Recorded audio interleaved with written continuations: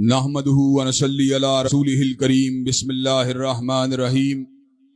جھونپڑوں میں سسکتی ہوئی بیویوں ہوں گے حالی تمہارے لیے وہ محل، جو محل تاجداروں نے بنوائے ہیں اپنی پیاری مہارانیوں کے لیے۔ حضرات گرامی قدر، ہم نے یہ وطن اگر حاصل کیا، ایک اسلامی فلاحی ریاست کے طور پہ حاصل کیا،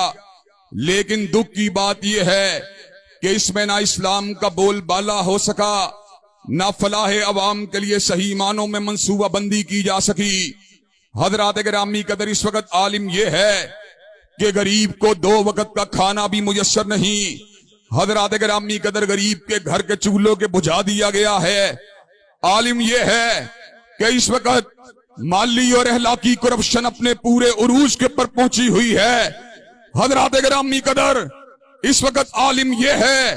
کہ بادشاہی مسجد کے میناروں کے تلے بد کرداری کے اڈے کھلے ہوئے ہیں، شراب کی بھٹیاں پورے ملک کے اندر چل رہی ہیں۔ حضرات گرامی قدر، غریب کے لہو کو چوسا جا رہا ہے، ختم نبوت کے پر ڈاکوں کو ڈالا جا رہا ہے، حرمت رسول اللہ صلی اللہ علیہ وسلم کے پر سمجھوتا کیا جا رہا ہے،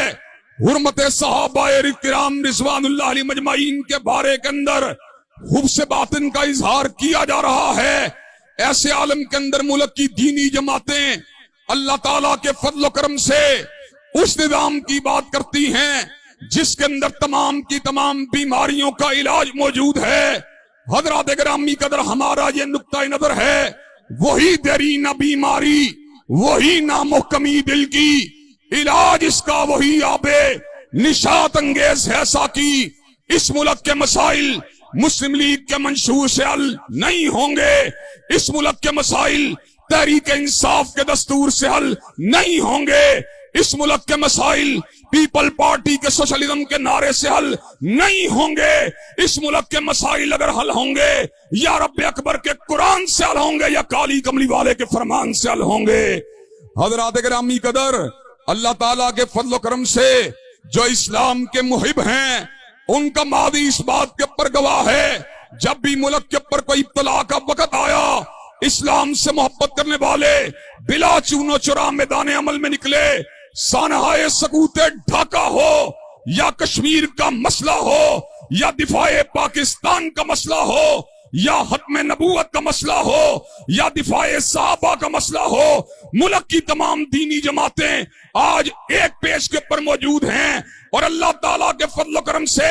آج جماعت اسلامی کے نوجوان ہوں یا سلفی نوجوان ہوں یا حنفی نوجوان ہوں، وہ سارے کے سارے اس بات کو سمجھ چکے ہیں کہ اللہ تعالیٰ کے فضل و کرم سے سید مودودی کی فکر کو آگے بڑھایا جائے گا، مفتی محمود کے منشور کو آگے بڑھایا جائے گا، علامہ شہید کے نقطہ نظر کو آگے بڑھایا جائے گا، اور اسلام آباد کے اندر سے لادینیت کے پرچم کو اتار کر وہاں پہ پرچم اسلام کو لہرایا جائے گا۔ حضرات گرامی قدر، ہم آئے دن اس ملک کے اندر مالی کرپشن کی باتوں کو سننے کے ساتھ ساتھ اخلاقی انحطاط کی باتوں کو بھی سنتے ہیں۔ حضرات گرامی قدر، مدینہ کی ریاست کے نام کے اوپر نعرہ لگانے والی تحریک انصاف کے دور اقتدار کے اندر ایک مسلمان بیٹی کو جو خود بچوں کی ماں تھی، سرے عام اس کو ایک موٹر وے کے اوپر قومی شاہراہ کے اوپر بے آبرو کر دیا گیا۔ اس کی آبرو ریزی کے تدارک کے لیے کیا ہونا چاہیے؟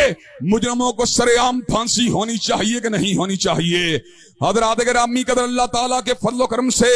برادر اکبر سراج الحق ہوں یا برادر اکبر لیاقت بلوچ ہوں، انہوں نے اس مسئلے کے اندر اپنا واضح بیانیہ قوم کے سامنے پیش کیا ہے۔ حضرات گرامی قدر، مجھے کچھ گلہ آپ سے بھی ہے اور اس گلے کو میں آپ حضرات کے سامنے رکھ دینا چاہتا ہوں۔ ہم پورا کا پورا سال اس بات کی دعائیں مانگتے ہیں کہ اللہ تبارک و تعالی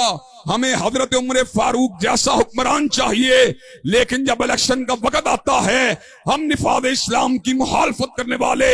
سرمایہ داروں اور جاگیرداروں کے کندھے کے ساتھ کندھا ملا کر ان کے بیلٹ باکس کے اندر پرچی کو ڈال دیتے ہیں۔ انشاءاللہ ہم اس قوم کی تربیت کو کریں گے، ان کو جابروں کے خلاف کھڑا کریں گے، ان کو سامراجیت کے خلاف کھڑا کریں گے، ان کو جاگیردارانہ نظام کے خلاف کھڑا کریں گے، ان کو سرمایہ دارانہ نظام کے خلاف کھڑا کریں گے اور انشاءاللہ اس ملک کے اندر کالی کملی والے کے قانون اور نظام خلافت راشدہ کو قائم کر کے چھوڑیں گے۔ حضرات گرامی قدر مجھے یہ بات بتلائیے کہ آپ حضرت رسول اللہ صلی اللہ علیہ وسلم کی شریعت، صدیق کی صداقت، فاروق کی عدالت، ذوالنورین کی صحاوت اور علی المرتضیٰ کی شجاعت کے پرچم کو اٹھا کر میدان عمل میں آنے کے لیے تیار ہیں؟